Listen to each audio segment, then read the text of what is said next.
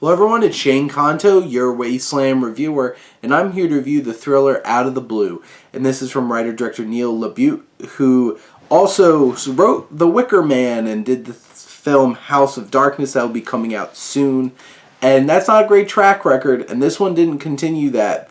I did continue that track record in a bad way, because this is quite a mess. And this is focusing on Connor, played by Ray Nicholson, who is a man living a dull life as a librarian after being in prison.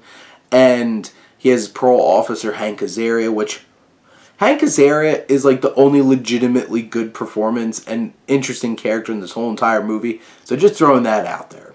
And he's a delight every time he's on screen. But you have Connor, who builds this connection with a rich housewife, Diane Kruger's Marilyn.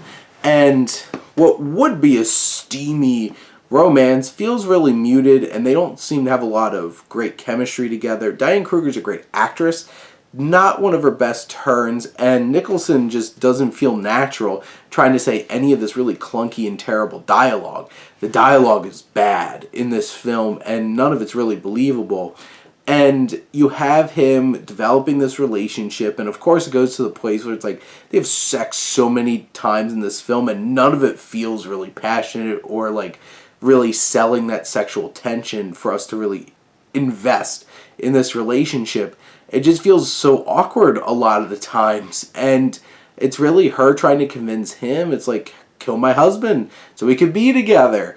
And where this film goes and where it ends and what happens, especially in some of its final moments, is so cringeworthy and eye-rolling that I immediately was like giving this a 1 out of 5 on Letterboxd, because this movie just made me mad. And Hank Azaria is the only reason that got a 1 star instead of a half a star. There's no energy to this film. There's no urgency. There's no perpetual motion moving forward. This feels muted, just dull, and overlong, overstretched, and just boring, quote-unquote, thriller that is completely nonsensical, lacks strong performances and characters, and really just meanders so much throughout here. There's just nice little elements, like it has a lot of switching scene cards to tell you how long time has passed, and they have a classy look to it. But the rest of the film just feels very bland and point and shoot and no personality to it.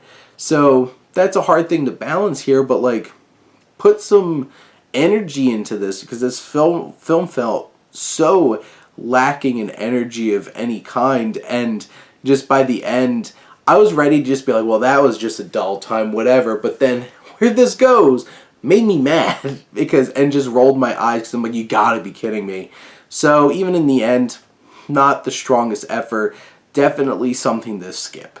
But those are my thoughts on Out of the Blue. Let me know what you think, and let's talk some movies. But thank you as always for tuning in and supporting your Wasteland reviewer.